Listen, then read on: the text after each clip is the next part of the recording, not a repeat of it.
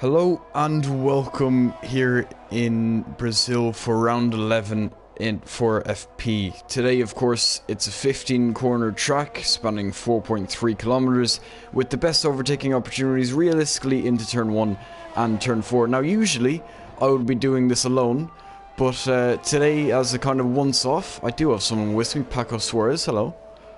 Hello. I guess it's the fact that I've been banned from this race. So that has created the chance for me to be here with you. Indeed, and hopefully it's going to be a good race despite, of course, being 10 drivers. But, I mean, even with 10 drivers, you can still get great races. Just need the right circumstances. In Brazil as well, I mean, with that very long back straight, it always promotes overtaking. As just looking, pretty much everyone out on track. It looks like Ross Denham hasn't had a very good outlap as he's lost his wing, so he's going to have to go back to the pits. And there's Tom Segarver as well taking a trip across the grass on his lap. There's a few people really not getting a good lap in as Matthew Alder goes a little wide, but it looks like he's also not on a lap. Can you find anyone? Liam is about to cross the finish line with a 106.7. But I have to say, he had a Williams ahead, which I think it was Lee Kelly maybe, who apparently blocked him a little bit, I would say. I don't know how much it affected him on the lap, but yeah, the Williams didn't get out of the way on time, I think. So maybe an improvement later on in the session for Liam then, as Jared Fosbury of course goes second on the mediums. Not a very representative time though, 10.2, so maybe he got held up in some traffic as well, as actually he's already purple in sector 2, so maybe he's going to be looking for another improvement, although he doesn't have very much ERS to be doing so. As we see the two Haas's put in laps, of course that's Rocco Walsh in third, actually ahead of Matthew Alder, who's done a 16.9, so really not representative times early on in this quali session. It seems like you need at least 2 laps with the mediums, like 2 out laps, or maybe they're making mistakes, and they just prefer to do another lap or something, but definitely all of them are currently on mediums, and they haven't set competitive times yet, but Jared could be on a good run now. And there's Lee going fourth at 13.1, another very unrepresentative time. Thompson Guyver might be crossing over the line. He is going to finish his lap. Of course, it's his first valid lap, and it's a bit more representative of 9.7 for him on the mediums. Still, actually, I'm sure some time to improve on that. Shocked because he has been able to get ahead of Jared. Tom was in Division 1, then he was moved down, I believe, to Division 2, and he's ahead of Jared right now on the same car, on the same conditions. So that's a bit shocking, I would say. Yeah, certainly something to consider. As now Dylan Day is on his lap. Doesn't look like it's a very good lap though, as of course he just went wide, and he's also lifting off there. He may not even look to finish his lap, and he's not purple either, and he's at Ken losing it. So Lee Kelly actually looks like he could be. No. He's gone into the pits actually. I think he has run out of fuel. Yeah, it seems most people are making their way into the pit lane. Dylan Day also made his way in. Except Ross. And it's going to be Ross Denham then to be on a lap. Of course, his first lap was at 12 minutes into qualifying, so this is going to be his banker that he's setting on the mediums, and he's going to be looking at least to be fourth, looking at the times that's already been set, especially being in the Aston Martin. So of course through turn 4, maybe went over the curb a little bit too much in turn 4, maybe turning in a little early, as of course now the double right-hander, and then again another right bringing you through to turn 9, very long left-hander. Just want to make sure you get the traction out and use the curb on the exit, and then very tricky, especially if you don't use ABS. That's turn 10, and then the flat out turn 11, as long as it's dry, as he goes a little bit wide. Some setups can have you do that. He's still purple in sector 2 regardless though. Not really sure if it's actually that, as of course the pole time is currently a 6.7, but it looks like he's going to be finishing it anyways. He opens up DRS and he's going to be going across the line, and it's going to be second place, a 9.4 on the medium, so quickest of the medium runners. That's what I was looking at. I was looking at the race director, you know, to see the sectors, and I was watching. He was much faster than Thomas. I just wonder, without the mistake in sector 3, well, you know, at the end of sector 2, at the start of sector 3, where he could have been, because I think he lost 2/10 potentially. Yeah, that's true as well. Could have been a much lower 9 instead of a mid that of course he currently has. He'll be making his way surely back into the pits, as of course some people did do 2 laps, so maybe we'll see him finish his lap, but doesn't look like he's up on it currently.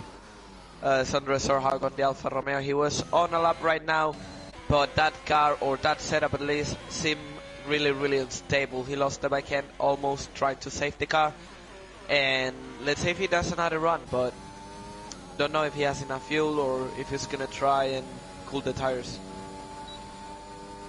It's just watching Rossi. He is actually going to go for another lap. He was on a 9.4. He obviously thinks he can improve, and he does by about half a tenth. Now he's on a 9.3.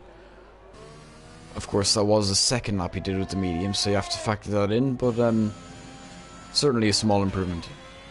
And Sondre goes for a second lap right now. He's going through the S's, really attacks the apex, but that Alfa Romeo is gone. It's completely gone. I'm not gonna lie, Kevin, I saw this coming. He was really struggling for grip with the car, and yeah, no surprise he ended up in the wall.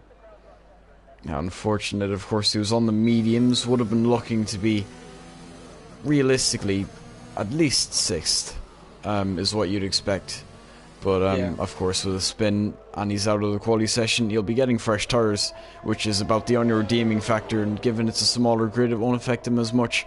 But we see Dylan Day, he wasn't on that lap, he's actually going into the pit lane. Cameron Young is starting his lap though, on the mediums, as of course he's going to be going through the first 3 corners. He goes a little bit deep, doesn't hit the apex at all in turn 1, and actually he goes for a trip over the curb, almost invalidating surely as well, as he opens up DRS on the approach to turn 4. Should be expecting him to be putting this in second, as he goes quite wide and he's going to lose it, and he's out as well.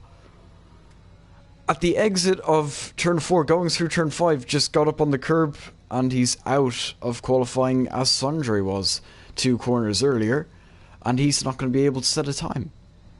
And Jared crosses the line with the softest tire, so he's not going to start on mediums. And it wasn't even a solid time, it was a 108.2, which I think it's a bit disappointing maybe.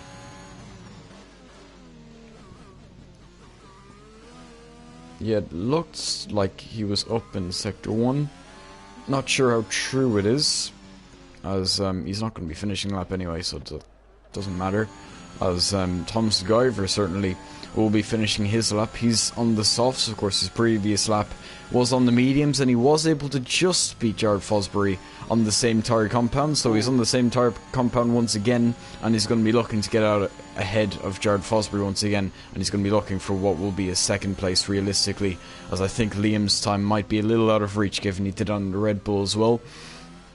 So of course through turn 9 for Thomas Guyver, getting a little bit less traction maybe than he'd be wanting, as of course a tricky turn 10 if you run no ABS. I'm not sure if he runs ABS or not, as he did move down to tier 2, maybe he put it back on, but out of the final corner now, turn 12, and it's just a few left-handers to go. He's done all the work that he has to do. He's going to be opening up DRS as well. Of course, he's currently on 9.7. He's surely going to go faster than 9.7. 8.2 is what he needs to beat, and he's just behind Jared Fosbury by just under a tenth. So he wasn't able to do it. About half, just over half a tenth, you can say, between the two. Yeah. So quite close between them. They are just imitating real life Alpine. If I'm not mistaken, like the average gap between Ocon and Alonso is a 5,000ths of a second in favor of the Frenchman. So really close battle we're seeing here in Brazil between Jared and Thomas McIver. So it's gonna be interesting to see who will finish on top. Yeah, and of course as well, out of Matthew and Rocco, it is usually Matthew who crosses the line first, but that doesn't stop Rocco from being right with him though. Of course, you see quite regularly, especially in Bahrain, where they were following pretty much with each other. They both made the move on Matt Romano, which I'm sure Matt Romano wasn't too happy about because he was looking at a podium potentially. But these two do find themselves on the same bit of track regardless, and I'm sure they're going to end up finding themselves on the same track, or part of the track once the end, as of course Matthew Walder is starting his lap as Rocco Walsh is a little bit further ahead. Yeah. He's actually going to invalidate though, so he's not going to be able to be improving, as Matthew Walder through turn 2 doesn't invalidate on the curb of turn 3 and is going to be able to continue opening up the DRS down towards turn 4. You can see Rocco Walsh on the left hand side getting out of the way, and Matthew's going to be able to continue on his way, using a lot of curbs there as he just corrects his car, luckily for him. And now through the double right hander of turn 6 and turn 7, he's going, well, as close to the white lines as can possibly be without invalidating, which is what Matthew is so good at, of course, using the exit curb there on turn 9, and then through turn 10. Of course, he doesn't use ABS, but that doesn't really pose any issue for him as he takes it like it's nothing, and then through the flat left-hander and the final corner, at least that you have to brake for, of turn 12, and he's done everything now. He's going to be improving on a 16.9 surely, because of course it was very unrepresentative, even if it was on the mediums. So through the final corner here, he's right up hugging the left hand side of the track, and he's going to go force us an 8.5, which, I mean, in a Haas, and it's Matthew Walder, you don't really expect much less, do you, Paco? Yeah, fantastic time by Matthew Walder. I have to say that that car looks, I mean, it's the first time I actually go on board with Matthew on the Haas, and it looks unstable as hell. Probably not the most pleasant experience he has had, you know, on the game. Every time he touches the curb, you can see how the car, you know, tends to oversteer, which, yeah, really hard experience for him. But still manages to be really close to the Alpines. Maybe if he gets another run, might he beat the Alpines? Not sure. Yeah, it's only a few tenths in it, I think. Surely that he'd be capable of it. I think Rocco Walsh might be on another time here. I mean, he didn't pit after invalidating, so surely there's some sort of reason that he's still out at the moment. He's 1.5 seconds up on his time as well, and he's looking to get a bit of slipstream from Matthew Walder. They're not literal teammates, but they are Haas teammates, as of course they've been first and second in the championship for pretty much the whole season. As Rocco Walsh now is going to be looking for an improvement, and he's going to beat Matthew Walder by just a little bit. Yeah, slipstream. Yeah, about a tenth and a half there, just under a tenth and a half between the two. So what I say there, they always find themselves in the same part of the track, and of course there's small margins between them. So just further proving how close it is between them two every week. Oh, and Brandon is in, so he will be able to race throughout the race. So that's good. We actually have 12 right now. And I have to say, Rocco's time, I mean, he's not going to have time for another run. I think it's going to be really, really close. But I think that throw from Matthew made a difference. And it has allowed Rocco to go up to 4th. If Matthew gets another run, I'm pretty sure he's going to beat his teammate. Yeah, that is a good point. As Rocco now, I mean, he can't do another run on those softs, especially with the fuel. When you take that into account, he has saved up a lot of ERS though, which is interesting. But he's surely going to come in now. Yeah, he is. Maybe if the mechanics are fast enough, I think it's going to be a close call. Yeah, it is. Brazil. It's like, yeah. I mean, for the slower cars, it's like a 108. But even if you could get out, if he's like out at 130, you might barely make it. And the fact is, he's right now on the Haas, so he's, you know, at the end of the pit lane. If he's able to get out with a 125, I think he can make it. Yeah, as we're seeing Liam Carrag again across the line. Yeah, 6.4. So I think it's quite clear who has pole position now as he goes off the track. Just, I think he was letting someone through. He was actually. can't actually tell. It was an Alpine of Thomas Guyver. So we'll go on board then with, I think, yeah, Matthew's on an outlap. So we'll go on board with Jared Fosbury. He's going to be the next one to cross the line. So, of course, through turn 10, no ABS corner. And Jared Fosbury not using ABS either, and he's gone straight on. And that's his lap very much over. Matthew about to start one. Yeah, if you want to take him, Paco. Alright. Matthew right now into the first corner, locks up a little bit, attacks the apex on the second corner. Really beautiful run through the S's, taking into account that his Honda has opens DRS up to 8th gear. Really important. The braking here is if you look up, you go deep. Touch the curb on the outside without exceeding track limits, which is crucial on this part of the lap. Doesn't look the back end. Really difficult breaking into here, down into third. Really unstable the car, you can see it. Matthew really struggling with his car as Liam retires from the session. Into third he goes, really tight. Doesn't touch the curb, 2/10 improvement right now, which would be enough, I think, to be ahead of Thomas McIver. He faces the final straight and the final DRS zone as he opens DRS. Approaches the finish line, and that's a 108.3, and it's not enough to beat Thomas McIver, but it's just enough to be ahead of Ross Denholm. Yeah, very, very small. Of course, one corner being slightly different could have been the difference in that. And I don't think Jared Fosbury... Okay, never mind.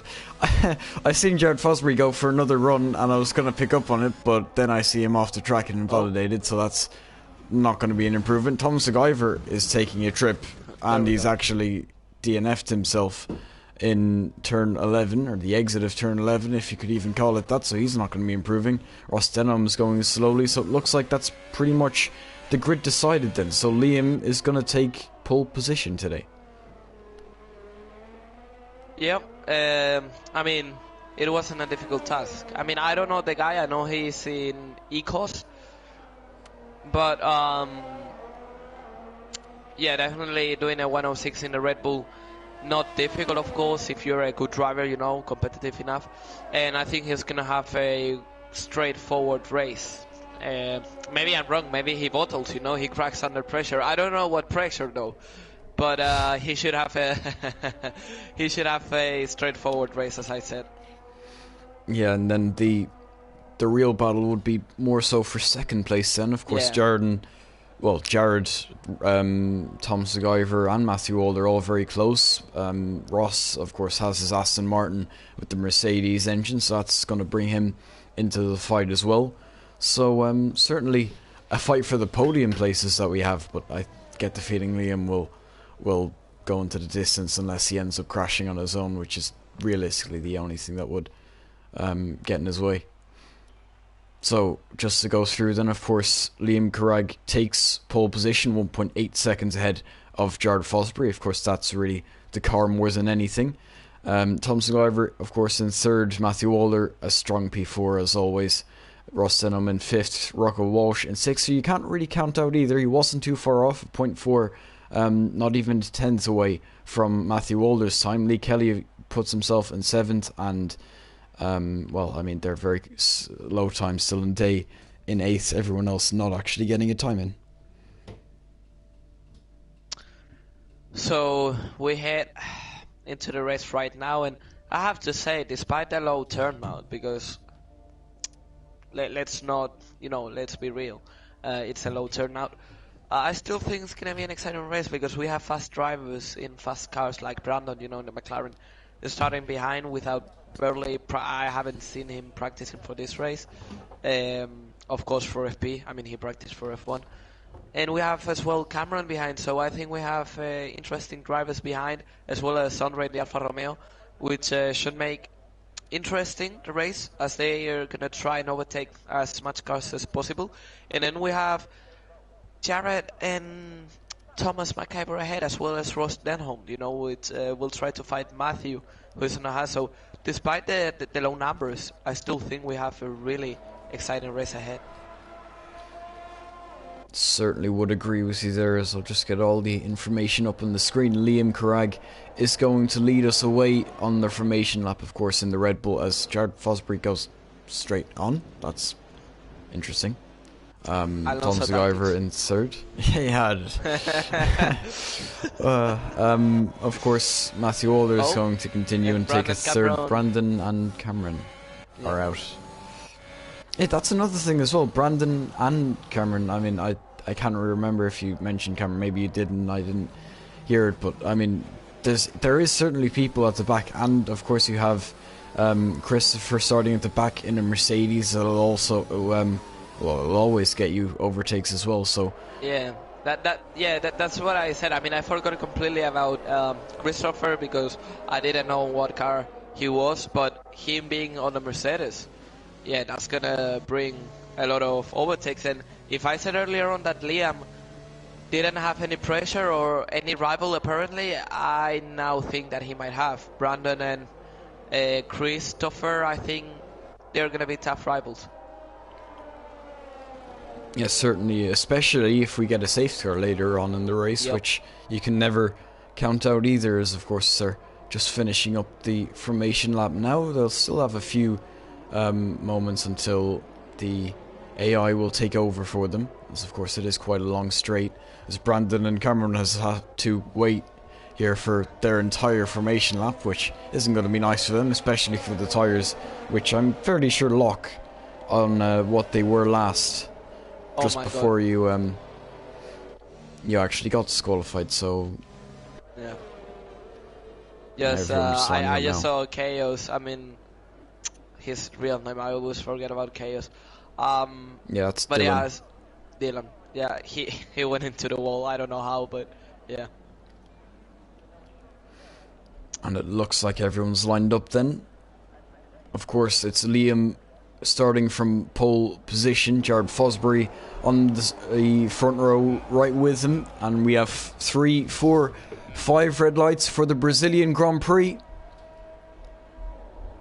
And it's lights out and away we go. Looks pretty equal between the top two, as Liam Angelo is going to lead into turn 1, as the Haas of Matthew Walder already on the inside of Ross Denham, trying to make up places, as Ross Denham actually, I think, has a fairly good start, and he's round. Matthew Walder is round and he's at the back of the grid already. There's yellow flags in sector 1. I don't think it'll affect the people going up a bit further, as I think there's a 3 wide moment.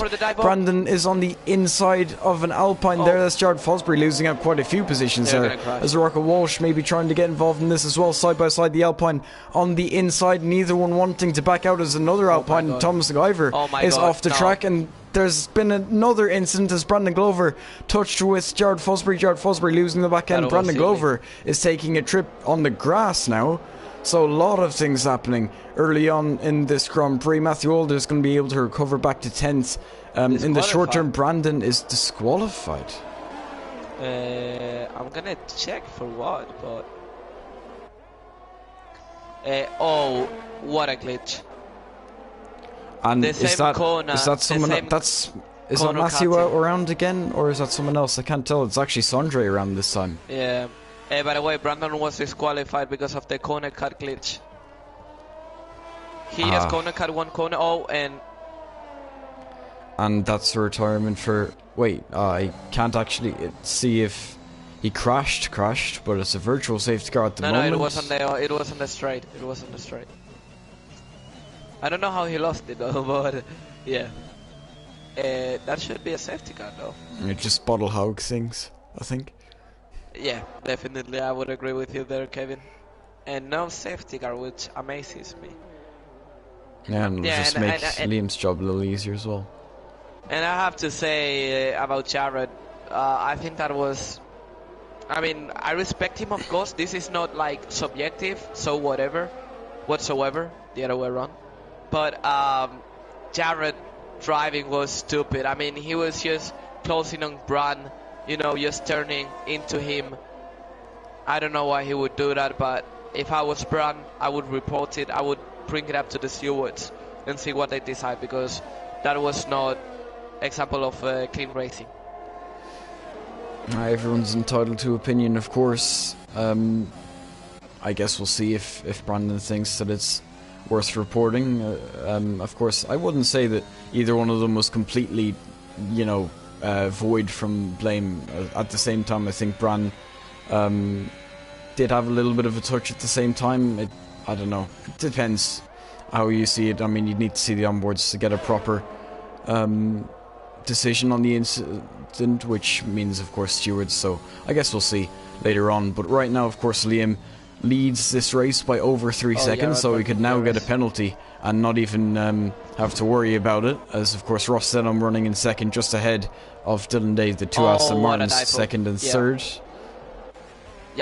Sorry, but Jared made a dive of one. Matthew tried to hold it roughly outside. Now they're fighting side by side. Well, Matthew stays ahead, Jared stays behind. He needs to cool down a little bit, as right now I think he's a bit heated by how things have gone, and we can see Cameron ahead with the AlphaTauri struggling a little bit, going off track. I think he might have damage, but he's going to get overtaken by Matthew Older as Jared sticks behind. Will he be able to make the overtake though? Yeah, he's closing, certainly. Of course, that Ferrari engine doesn't seem to be mattering too much. The DRS and ERS certainly going to be working a treat there as well, and he gets the move done well before turn 1, as maybe Cameron is going to be having to look, or is going to have to look behind himself more than ahead. Of course, he's going to open up DRS, so is Jared Fosbury, as it looks like they are going to remain as they were, as Matthew Older defending to the inside. Cameron finds some space around the outside, just not enough space to be able to do it, as Cameron still trying to close, as of course he used a little bit of ERS trying to go around the outside of turn 6 and turn 7. It would be a great move if he was able to pull it off, as he goes off the circuit slightly, still side by side with Matthew, and Matthew's going to be able to just stay ahead, it looks like, as they go out of turn 9. That's actually a dive bomb. He's doing a Hamilton here, and he's squeezed him right off the track. Jared Fosbury is able to go through now. And 3 wide. Oh no, this is gonna end in tears. I think you know that, Kevin. Yeah, Matthew Walder squeezes Jared Fosbury now off the track. Jared's not having any of it. It looks almost intentional from these guys, that they want to have this kind of battle, as of course you can see from the rear wing of Jared. Well, not anymore almost, as they're so close together, as now Matthew Walder is losing out to, well, actually a few positions. I don't know where he's gone. He's actually gone into pit lane, as of course now Tom McGyver finds himself in this fight as well. Jared Fosbury trying to make a move on Cameron Young, opening up the DRS. Cameron, of course, without DRS, he's not close enough though, and he's used up a lot of ERS, Jared Fosbury, trying to make this move, and he's surely going to start losing time to Cameron now. What a snap by Cameron. I mean, he had a little snap from the car, from the back end, I would say, but he keeps the car on track. Yes, Jared Fosbury goes a little wide. Actually, Cameron Young a little wide in the next corner as well. Thomas spun. Oh yeah, he has. He's just lost quite a bit of time. As Lee's also a little bit off this fight as well. The Williams. Looks like Dylan's actually close up a little, or he's not close up, he's been passed more so by Christopher. Oh, he isn't? Okay. No. Yeah, he isn't. As I'm just looking, I think someone was making moves there, or at least I seen something momentarily. Again. Yeah, that's Jared Fosbury that I was seeing there, side by side with Cameron Young. Cameron trying to squeeze him to the left-hand side. Jared Fosbury giving absolutely no more room than he has to, and he gets ahead of the AlphaTauri. But for how much longer, though? Of course, he's going to be using the ERS out of turn 3. It looks like they are having fun, Paco's on the inside now, Cameron Young, and he's going to be able to get ahead going into turn 4, as Jared Fosbury has pretty much nothing to defend with, as he's used almost all his battery, and he's using even more going down towards turn 6. He's using more than he needs to, but it's working for him, I guess, or whatever works for him, whatever he thinks he needs to do, he'll do. As now he's actually had a bit of snap of oversteer as he catches it and loses a little bit more time to Cameron, as both of these with time penalties early on in the race as well. Yeah, and I have to say, I thought Christopher was going to be faster. But yeah, definitely he doesn't have the pace that Liam has. So, yeah, I think the Red Bull is clear from any hazard you know, from any potential hazard. So I think he has the win in the back. Oh, yeah, look at Christopher again. will be trying to make a move on Ross Denham in a few moments, though. That Mercedes, of course, by default quicker, and he's not actually going to be able to close up as much as he would want. As I'll just go back to Jared now. As Cameron just sent him into Narnia because Jared was turning on Cameron, and Cameron just sent it on the corner and pushed the car almost into the wall, but they both survived. This is heated, by the way. It seems a little heated. Maybe they're having a little bit of fun as well. It is the last race of the season after all. As I'll just check again. Surely Christopher is going to be able to make a move now. I mean, he had one opportunity on the previous lap. He's a little bit closer to the back of that Aston Martin. Now he's in the Mercedes. He's got every opportunity and every advantage that he could possibly have. He is closing this time. He's going to be using DRS as well.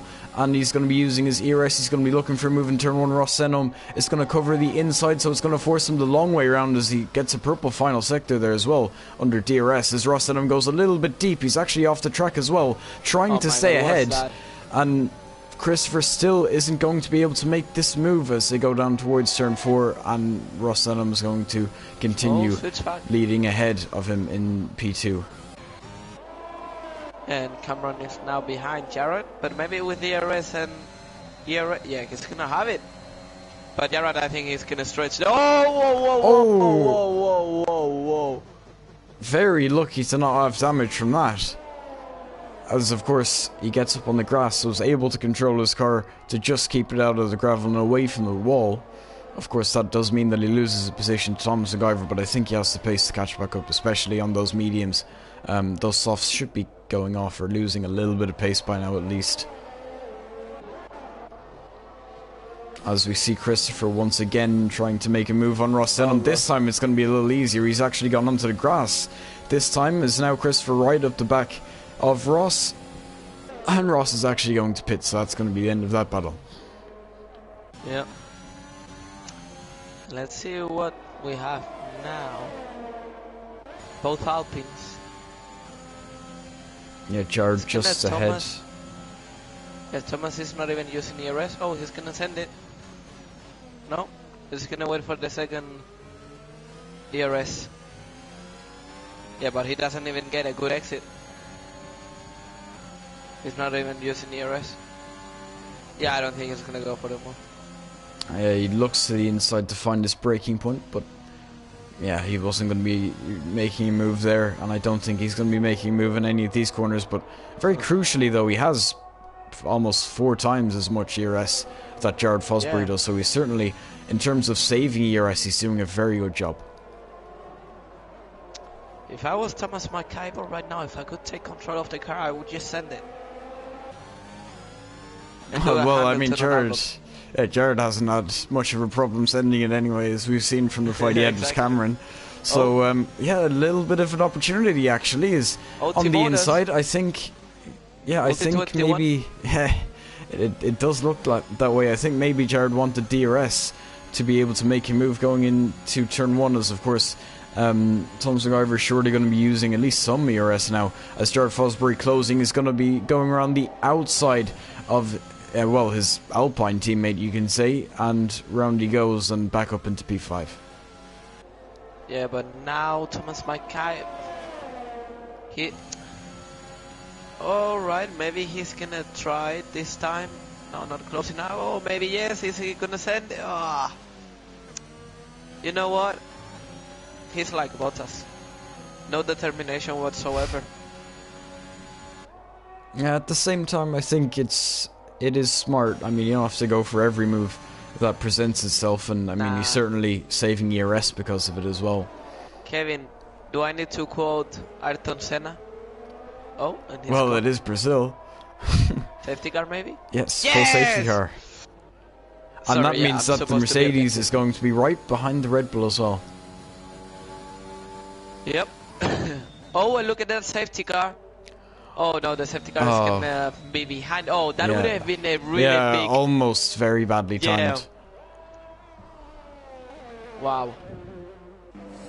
So that's Pantachin and everyone else. However, Liam is not going to lose any time despite making the pit stop one lap later.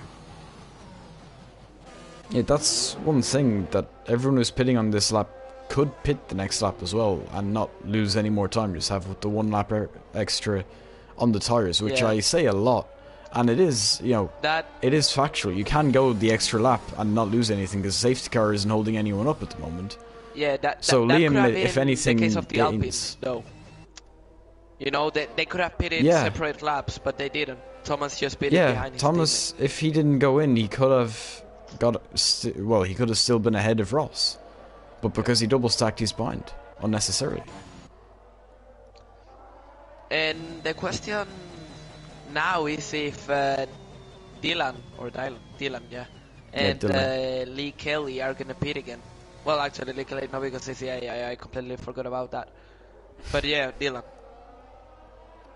Yeah, lap 11, you're going to have to. I mean, I did a race a few days ago on this very track. I went on mediums on lap like 16 with the safety car, and they did go to the end, but they were very dead. So, I mean, going from lap 11, there's no way. I don't see it happening. I think it's a soft for Dylan that he's going to have to do. Yeah. As Cameron leaves the session, he calls it for today. And yeah, we can see no problem for the Red Bull. And what will... Yeah, Dylan stayed out. So that's a two-stopper. One person this is good for is Matthew Alder, because he's been very much last, behind Lee's AI even. So this will, well, it should allow him to be able to catch up. Of course, he is going to have to follow behind Lee's AI, which is going to be slow, and it's going to hold him up a lot, but... But you know what this means, right? Part 2. Mercedes and Red Bull? No. Part 2. Oh, Jared well, and Matthew. Yeah. Matthew will get through the field. This and is Jared will gonna probably end go badly. backwards anyway, so they'll find themselves again. But yeah, exactly. But they will find themselves again. That's the thing. And I don't think Jared is gonna be happy, neither Matthew. So I think there's gonna be some interesting tactics. Matthew just overtook Lee Kelly. I don't know if he did any strange tactic, you know, going off track or something, so it didn't count as a illegal overtaking. But he's ahead. So that's a position gained by the Haas. Magically in the safety car. I haven't seen nothing. So yeah. The safety car stays one more lap, of course. Yeah, and Matthew should be able to close up. It's only a straight and a corner or two. So, as Ross under safety car gets a warning, that's not it's not too good. Not what you want. As of course, Rocco Walsh putting himself in a good position as always, and as always, not having any penalties either. So if he can stick with people, he could put himself in a position where he could gain on penalties by the end. Yep. The good thing is, right now, if everyone, you know, just keep the car without damage and they get it to the end, they all get points. So right now, I think the main focus, I would say, is to have fun, you know, try to fight for position. And actually, interesting fact, only 3 guys without a pen. The 2 Haas and Liam, which is going to be crucial at the end of the race. Yeah, that's true. Of course, Christopher in the Mercedes being right behind the Red Bull safety car in this lap.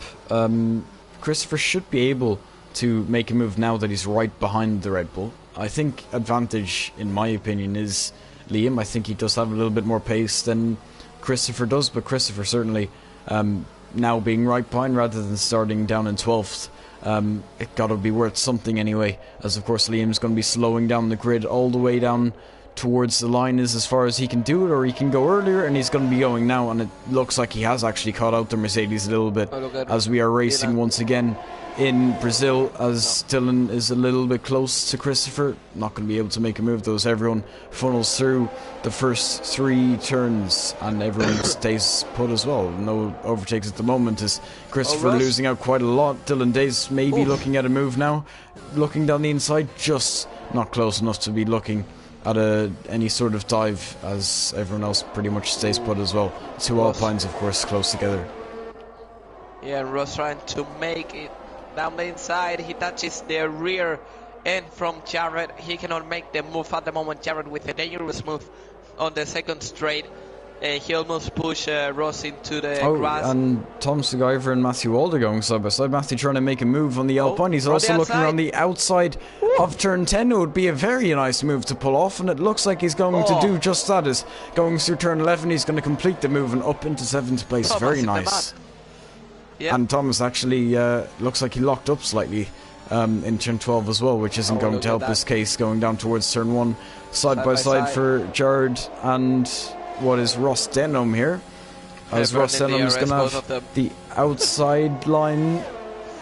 Yeah, no DRS at the moment, of course, until like lap 16, I think, or 17 or something like that. Is quite the switchback actually. Jared Fosbury around the outside of turn 3. Matthew Walder now also maybe getting involved in this, as he's looking to follow maybe Jared Fosbury through on the outside, as of course Ross has the inside, maybe not the preferred line, as actually they have a little bit of an incident. Matthew Walder is going to make a double overtake on both of them as they continue to be side by side. Ross is on the outside, Jared Fosbury on the inside. Matthew Walder is surely going to be saying thank you very much, as he just goes through after they touch slightly, as Ross Denham now actually touching with Jared Fosbury and loses position to Tom Seguyver.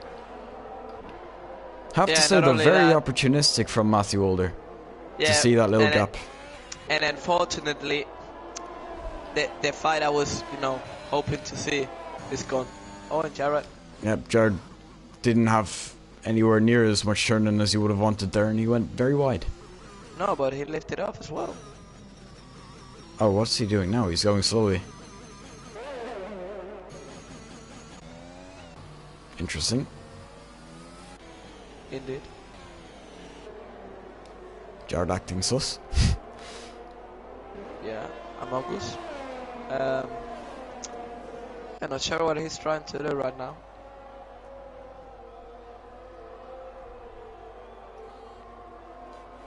What's even the point? And now it kind of looks like everyone's being a little separated, unfortunately. Everyone's just outside of DRS, like 1.2, 1.3 seconds separates people. Nap time. At the moment, which isn't so nice. Kevin, nap time. Let's go to school. Yeah, of course. Dylan Day looks fairly close to Christopher, however. He's about 3-4 tenths back. He's on the softs, of course, which is really what's going to be keeping him with the Mercedes. As the Mercedes didn't look to have the best exit either. He's going to be opening up the DRS, of course, maybe looking to the outside as Christopher covers the inside. Around the outside he goes, and is he going to be able to make the move before the corner? He is in the Aston Martin up to second place, but he does have another stop to make. But DRS right now for the American, he's going to... I think it's going to be close, because I think the Aston Martin still has a little bit of ERS. The Mercedes looking hungry for overtakes, and now he goes down the inside, they make contact. The Aston Martin is pushed off track, but he's still hanging there. Oh, that was a big contact as well, as the Aston Martin now goes down the inside. Christopher tries to hold it around the outside, but that's impossible. He's left no room. And yeah, the Aston Martin... he's actually found some more space on the inside of turn 9 there. Doesn't look like it's going to amount to error. Well, now a dive bomb in turn 10, and once again they're still side by side fighting for pretty much this whole lap, and in the end Christopher's going to be ahead, but for how much longer now? Of course, DRS when they exit, well, not when they exit this corner, but it's about halfway down the straight, and there's a little bit of distance between them as well. Don't think the Aston Martin's going to be able to close that gap by the end of turn 1. Oh, hold on. Don't make the calls too early, Kevin, because look at that. He now has DRS. If maybe he dives down the inside, no, way too far. But maybe Matthew and Rocco, no, close as well. Yeah, the Aston Martin looks desperate to make the move, but he goes really, really wide. And I don't think he has enough speed to actually make the overtake. Does he? No. Yeah, and the two Haas's quite close, as you said. Matthew Walder closest right up to the back of Rocco Walsh, even having a better exit out of turn 4. He's going to be quite close. He might look at a move potentially into turn 8 after the double right-hander. As, of course, Matthew Walder trying to go through, he's going to stick behind. He's going to do the more sensible thing and do the move probably on the straight, as, of course, he looks quite a lot faster at the moment compared to Rocco Walsh. Of course, equal machinery between the two, as has been the case pretty much this entire season. I hope Rocco, put a really big fight against Matthew, because if he doesn't, then what's the point, But yeah, right now we can see Matthew really, really close to the back end of his teammate with the DRS from now. It's gonna be a close one. He's not using DRS, so I think he's not interested in making the move now, but he might look to make it on this second DRS zone. As they get really, really close. Does he use ERS? Doesn't look like it. He opens DRS. Yeah, but not close enough. I don't know what he's trying though. And Gerard Pitts. Oh, 5-second time penalty. Oh yeah, speeding in the pit lane. And he retires. And he retires, so obviously he didn't care if he got a 5-second penalty then. As you can see, still Rocco leading the two of them. They're like pretty much identical on ERS if you flick between the two of them. So no advantages on ERS. It's really just slipstream and DRS that Matthew's going to have compared to Rocco, which surely is superior, but at the moment it doesn't really look like he wants to make a move anyway. He does close up quite a bit by the end of turn 1 and turn 4, but he doesn't actually go for the move. Yes, and I mean they've been close for several laps now, but as you said, no interest from Matthew, and Thomas McIver just staying behind, waiting for an opportunity. He's close now, but he's not gonna try it. Why, Matthew? Why? We just want to see blood and wheels all over the place. Yeah, I'm sorry. I mean, I know I'm being biased, but this is what a 7-man race makes to a man. Oh well, I mean, still it gives us the concept of the battle, which I guess is better than Matthew just going through. So alright, Kevin, yeah. I mean, if you see a banana, when you concentrate on your brain, to see it as an orange, for you it might be an orange, but it's still a banana, Kevin. This might look like a fight, but it's not a fight. Well, hold on. Interesting analogy, but I think it's about to turn into a fight. Is around the outside for Matthew Walder. He's decided that it's enough of staying behind Rocco Walsh side by side between the two of them, and Rocco was going to hang it around the outside, inside of course, for turn 3, both of them surely using ERS, but it's going to be DRS for Matthew Walder on the inside. Rocco Walsh is going to squeeze him to the left hand side, but I think it's just a little bit too less. And Rocco Walsh is going to have to stick behind, but for how much longer actually is Rocco Walsh using ERS, going around the outside for turn 6 and turn 7, side by side they go once again. The two asses fighting away as Matthew Walder on the inside though for Rocco Walsh in the next corner. Has he squeezed him out? He has, as Rocco Walsh now has to follow behind Matthew Walder, but he will have DRS going down the start finish straight. Yeah, if he's able to remain that close for a little bit more, he might have another chance, on the straight, as you said. So let's see, Rocco right now going into the final corner. By the way, they've gained 7/10 on Chaos, actually, 1 whole second, I would say. Well, sorry for that cough. But right now, Rocco has another chance to get the overtake back on his teammate. I think he's going to make it down the inside. He goes. Matthew trying to go defensive, but that's the position game for the Haas. As Matthew right now trying the switch back. He did look a little bit at a switchback as Rocco Walsh making his car as wide as possible, making sure that he couldn't go on the inside. Yeah, a little bit of a draft, kind of like NASCAR almost, as Matthew Walder going through turn 3, but now through turn 4 he's going to be able to make the move. And I think this time Rocco isn't going to have the same luxury of making a move once again, as Matthew Walder properly ahead this time. Talking about NASCAR though, Kevin, when are you coming back? Wow, you just put me on the spot on stream as well. Wow, I see how it is. Never mind. We focus on this battle. When I finish this year of school, I see no reason why I won't join back after that. So that would be it. Well, right now Matthew ahead of Rocco. Rocco still doesn't give up 6/10. It's not a lot. It might be enough for Rocco to actually try something on the second DRS straight. Let's see if he's able to. He's really, really close. 2/10 is what separate both of them. And I think that's a pretty decent exit.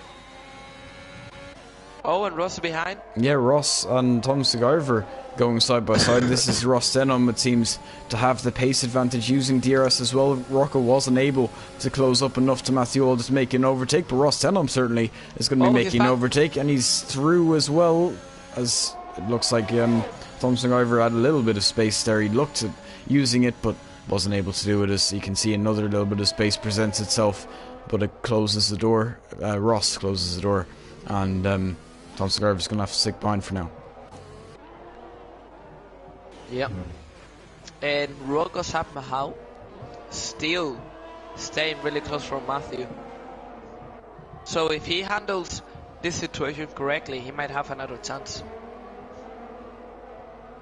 Yeah, he could, of course. He's still within the DRS range, 7/10 separating them now. As down the straight, of course, Slipstream and DRS certainly going to be going in Rocco's favour. As approaching turn 1, he closes right up now through the first 3 corners. He clips the grass a little bit, certainly not going to be helping his entry into turn 1, and you can see that gap maybe getting a little bit bigger, as now 7/10, almost 8/10 separate them, using DRS for Rocco Walsh, but again, just not close enough.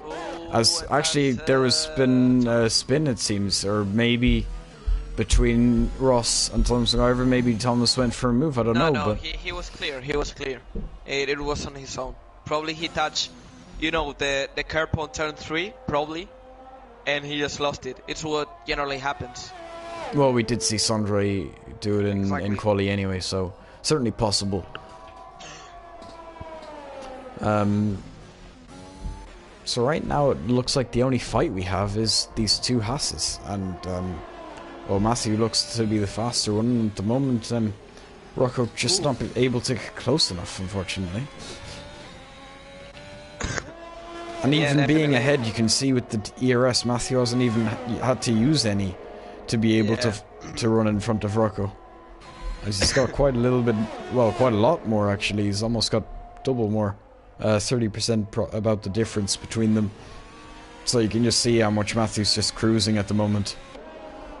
And the thing is, it seems like Rocco, gets closer in the braking zone on turn 1, and he gets like 4/10 behind Matthew, but he doesn't get the exit he wants, and he's not able to attack on the second DRS straight. So not what he wants right now, and we can see Thomas McIver and Dylan fighting for position, as now the Alpine trying to get a position back on turn 4, that is. So he's going down the inside, the Aston Martin trying to break late.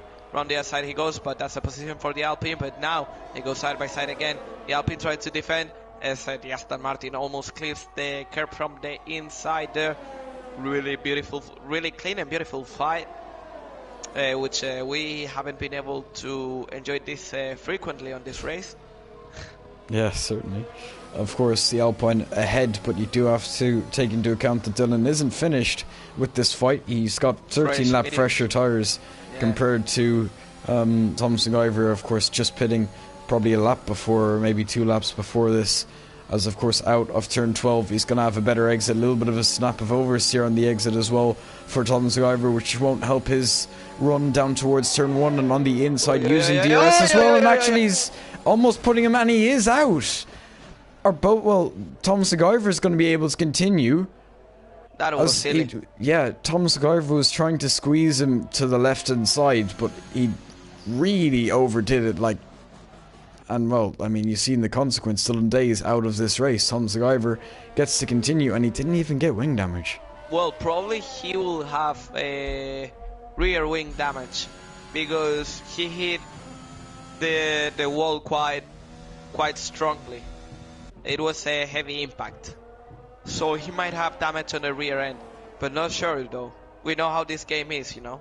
Sometimes you get a small touch and it's a big damage, and maybe you get a big hit, but it's not enough. So we'll see.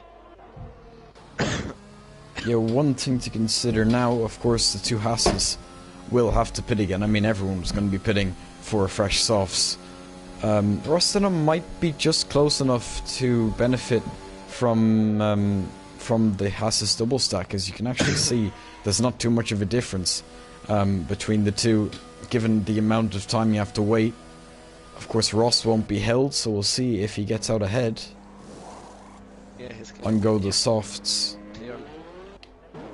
And he is up to force for Ross, unfortunately. Unfortunately for Rocco, that is. And Lee's AI, well, it already pitted a lap ago, so won't be pitting again. Yeah, and there we have a new front wing for Tom McGyver. Yeah, so he did get damage in the end. Just wasn't visual, it seems. I mean, in a normal situation, we would have seen Thomas McIver lose a wheel or something, but he was really lucky to just escape with a little bit of front wing damage. Yeah, he certainly was, and of course now down to 6 cars, which is unfortunate. Liam has probably actually led every lap of this race. I don't remember him not being first at any point. Of course, Christopher's going to get another chance to maybe make an overtake, but you can see the pace. Oh, that's interesting. They both got... Yeah.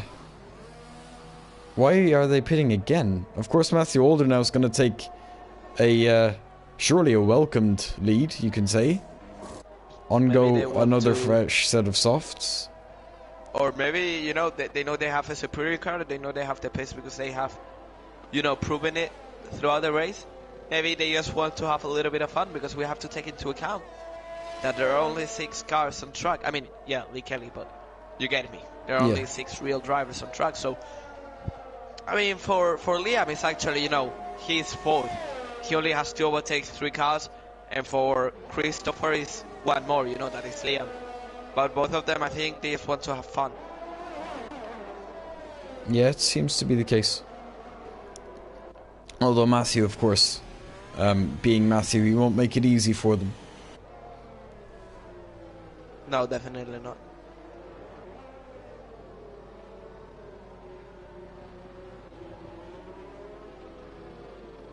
So lap 28 out of lap 36. We should be getting going at the end of lap 29, so that will leave 7 laps of racing in the end.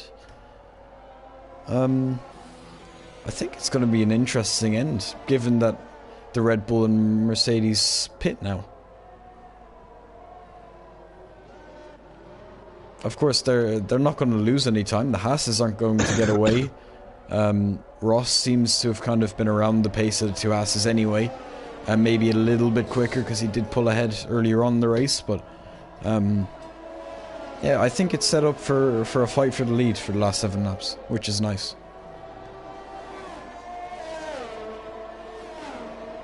Yeah. Oh my god, I mean, I'm losing my voice, and that's making the calf to be more frequently, which is annoying. But yeah. Actually, I think, not sure, but I think we could have a really interesting fight between Ross and Matthew, and then Liam maybe trying the overtake on this too, because the good thing is Ross is gonna have, you know, Matthew ahead, which is gonna give him slipstream, and I don't think Ross is gonna be much faster than Matthew. So it's gonna be, I think it's gonna be more difficult than what we think for Liam to make the overtake on these guys. Yeah, DRS train, certainly a good point, of course. That should come into play lap 32, or going on to lap 32. So we'll have it going down the straight, the kind of back straight, if you will. So I guess we'll just see how Matthew restarts then, as of course the safety car will be called in a few moments. Matthew already starting to get a little bit of a gap to the safety car. And there you go, safety car in this lap. The lights on the car are off, and of course it's up to Matthew when he wants to go, which usually takes it fairly close to the line, so I guess we'll see. Matthew generally says that he doesn't, that he's upset with that, with that fame, that he has. Not sure how to call it, but yeah. About to do the restart. And once again, really late restart. Yeah, he's slowing the grid right down, of course, and he's still slowing the grid down, and now he's gone. And of course the Aston Martin getting quite caught out by that. Rocco Walsh even not able to capitalise on the Aston Martin's less than optimal start, as the AI of Lee getting passed, of course, by Thompson Guyver. Side by side now, Liam making a move on Rocco already, and well, a fairly simple move in the end. Just that Honda engine really, and that Red Bull car. Yeah. Poor Rocco. What can he do, and really? Yeah, Rocco gets passed then by the Mercedes in the next corner. It is what it is. And we'll have to see what Ross and Matthew are capable of. Not an easy task. We just seen it with Rocco. It won't be as easy, because of course Ross will benefit from a little bit of slipstream from Matthew, and have that Mercedes engine at the same time, which I'm fairly sure is the best engine on this game. So until really the DRS starts coming into play, I think it might hold up Liam a little bit, or halt his progress, if you want to phrase it like that. Yeah, but the passing, like the run through the corners, is just so superior, that as you said, the only way is with the slipstream. But look at the braking now. He might try it, he doesn't. But when he makes contact with the car ahead, Ross. Yeah, Ross will have to be really careful, right now, because any mistake could be really, really costly. Yeah, one thing which is good for Matthew as well, of course, Liam does not have a penalty. Oh my God. Yeah, a little bit of a dive, or a look at it at least, from Liam. Doesn't actually pull off the move, but what's good, what I was saying for Matthew Alder at the moment, is that the car behind him has a penalty and the car behind that doesn't, so there's a car between himself and Liam as a little bit of a buffer. But I don't think it's going to last all too much longer, though, as that Red Bull is right at the back of the Aston Martin as they go down towards turn 1. The Haas is, or sorry, not the Haas, the Aston Martin closes a little bit to the inside. That may be damage for Ross Denham as he hit the back of Matthew Alder, and he's going to be on the back foot going through turn 3. As you can see now, the Red Bull looking on the inside. Ross Denham covers the inside and then moves back, and he's going to be able to stick ahead again. The Mercedes now almost getting involved in this, as through goes the Red Bull, and I think, or actually no, that was, through goes the Mercedes on... Yeah, I meant the Mercedes. Yeah, both of them. And, well... Oh my God. I mean, I got a perfect view of that. Ross was very ambitious with an overtake that really wasn't on. And, of course... I don't know. No. For once, have an opinion, Kevin. We know how you are in the well, I mean, if it was enough penalty points, then he would deserve it, but not for that. Well, it depends if it adds up. But we do have Liam now with the DRS as well, looking on the outside of Matthew Alder, and it looks like it's going to be a fairly easy move as well, with the DRS open, and through goes Liam. Of course, neither of these have any penalties.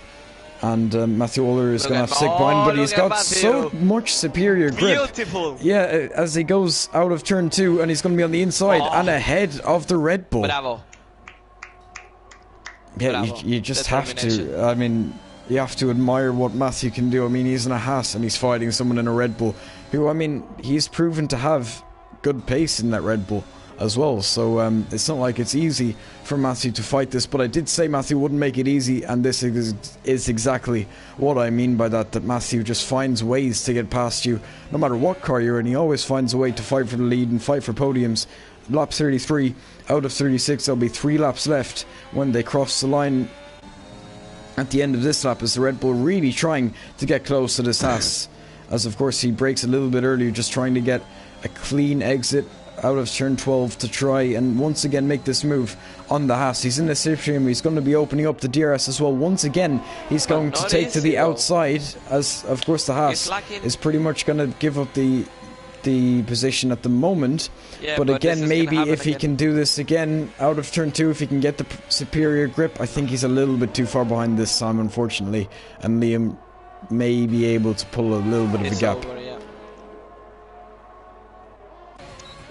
yeah, it was a miracle Matthew could do what he did earlier on. I mean, it was such a great run. I've never seen a run like that on those 2 corners. I think he has completely nailed it. Oh, that's a retirement on track, actually, from... Yeah, it is. From Christopher there. So obviously he thinks he's not going to gain anything. So, yeah, we just have to, you know, give Matthew the credit for what he just did there against the Red Bull, because what Liam has proven throughout the whole race is that, of course, yeah, he's on a Red Bull, but his pace looked really good, you know. On equal cars, I think he could be top division easily, I think. Yeah. So it is what it is. Matthew couldn't do anything else apart from just trying to pull out a miracle like he did. But yeah, on the second lap we could see that the Red Bull just had it. Once again he makes a mistake. Maybe he's being cocky. Of course, there's only so many miracles really that you can do, and Matthew does magic up a few of them, but doing it 3 laps in a row I think is a little bit too much to ask from Matthew. I mean, yeah, he's alien, but even the alien sometimes, well. yeah, of course, you know, laws of physics do kick in eventually. Although maybe they give him a little bit extra sometimes, but. Hold on, because I don't know if, you know, Liam is doing it on purpose, because come on, he was pulling away. He reminds a younger version of me. No! 3-second penalty from Matthew. And now even if he made the move, it wouldn't actually matter, unfortunately. It's not like him to get penalties. As Plan B, though. Yeah, Plan B, I guess, is hope that Liam gets a penalty as well and that he can make this move. But he's closing down towards turn 1 as Liam actually... It looks like he's almost inviting Matthew to make a move, as through turn 2 he's going to be able to go side by side once again. And, well, yeah, Matthew Walder on the outside, and he's actually going to be able to go through and ahead of the Red Bull. One thing I do want to mention, though, is... before the race, like, Liam was messaging me, and he actually asked me directly if he was going to be able to fight with Matthew Waller. So I think maybe part of it is that he just wanted to race Matthew, and despite him being in a Haas, he wants to promote this fight between them. So I think maybe he is. I mean, he obviously was doing it intentionally, but I think that's why, that he actually wanted to fight with someone as good as Matthew. Or maybe he's just doing it for the clip, you know. Maybe he now sends it on the final corner, and he can say to his friends, "Look, I overtook Matthew Older on the final corner." Well, yeah, and Matthew's going to be using the ERS. Liam's going to pull to the right hand side, and side by side between the two of them. Is he going to be able to pull ahead? As I think Matthew actually lifted off slightly there. I'm not sure. But regardless, Liam goes through and takes the win, of course, his first win in IRL in his first race, but not too difficult when you're in a Red Bull, though, of course. Rocco Walsh is going to take a P3, as he usually does. He finds ways to put his car in good positions, and he does once again. Tom Sciver in fourth, leaves AI is going to take 5th, which means Ross really is going to take 5th. And that's it, ladies and gentlemen. This has been the FP season. This has been everything. I mean, Matthew has always won. But hopefully next season we'll have a closer fight for the title. Hopefully. I beg. Please. Yeah, hopefully. Of course, with this system, we put Matthew in the slowest car the entire season, and well, he still won, so that didn't stop him. But of course, here we have it on the top step of the podium. Liam takes his first win in IRL in the FP tier, of course, and he's going to be able to spray the champagne. Matthew Walder, as usual, putting himself on the podium against all the odds, and Rocco Walsh, a strong P3. So this is it. I would call it a day, right? This has been everything for the whole season. Yeah. Only thing left now is the final round in F2, where the championship still is yet to be decided. So we'll just go down the grid order, well, the finishing order, for the moment at least, as Liam Carragh, of course, takes the win ahead of Matthew Walder. Did actually beat him on track, just over 3 seconds between them. Rocco Walsh in 3rd, Tom Segarver in 4th. Lise AI finished 5th, which means it's actually Ross Denham in 5th, and then the DNFs, well, not a DNF actually, well, it is kind of a DNF, but he finished within the 3 laps, so it's going to be, what is 6 points for Christopher, finishing in 7th, and then Dylan, Jared, Cameron, Sandre, and Bran all DNFing. What? Wait. Oh. That kind of, I didn't really know what kind of glitch you meant, but he got 26 penalties and 78 seconds extra. If you look at Bran. It's what I said at the beginning, that he got plenty of penalties, and he got disqualified because of the penalties. So yeah, once again, the game being ridiculous. I think Brandon could have won this easily, but yeah, the game is the game.